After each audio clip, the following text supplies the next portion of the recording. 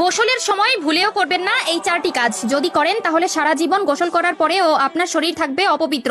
আপনার করা নামাজ, রোজা, তাসবিহ, তাহলিল, এমনকি আল্লাহর দরবারে করা কোনো ধরনের দোয়াই কবুল হবে না। বিশেষ করে যখন আপনার উপর গোসলটি ফরজ হবে, তখন তো কোনোভাবেই এই কাজগুলো করা যাবে না। কেননা গোসল যদি পবিত্রভাবে না হয়, তবে একটানা 70 বছর আপনি নামাজ পড়লেও সেই নামাজের মধ্যে এক ওয়াক্ত নামাজের ফজিলত আপনি পাবেন না, এমনকি আল্লাহর দরবারেও তা কবুল হবে না। বিশ্বনবী সাল্লাল্লাহু আলাইহি ওয়াসাল্লাম বলে গেছেন, গোসলের সময় মারাত্মক কিছু ভুল করার কারণে ব্যক্তির করা আজীবনের নামাজ আল্লাহর দরবারে কবুল হয় না। তবে ভুলগুলো মারাত্মক হলেও দেখতে দেখায় সামান্য, তাই নিজেকে একজন মুসলিম মনে করলে এই ভুলগুলো কখনোই করবেন না। কেননা গোসল আমাদের পবিত্রতার একটি অংশ এবং ইসলাম ধর্মের যে কোনো কাজ করতে হলে পবিত্রতা আবশ্যক। কি সেই চারটি ভুল জানতে হলে না টেনে দেখতে থাকুন সম্পূর্ণ ভিডিওটি এবং ভিডিওটি ছড়িয়ে দিন আপনার সকল মুসলিম ভাই ও বোনদের মধ্যে, যাতে করে তারাও এই ভুলগুলো থেকে নিজেকে শুধরে নিতে পারে, যাতে তারাও জীবনের গুনাহ থেকে বাঁচতে পারে। প্রিয় দর্শক,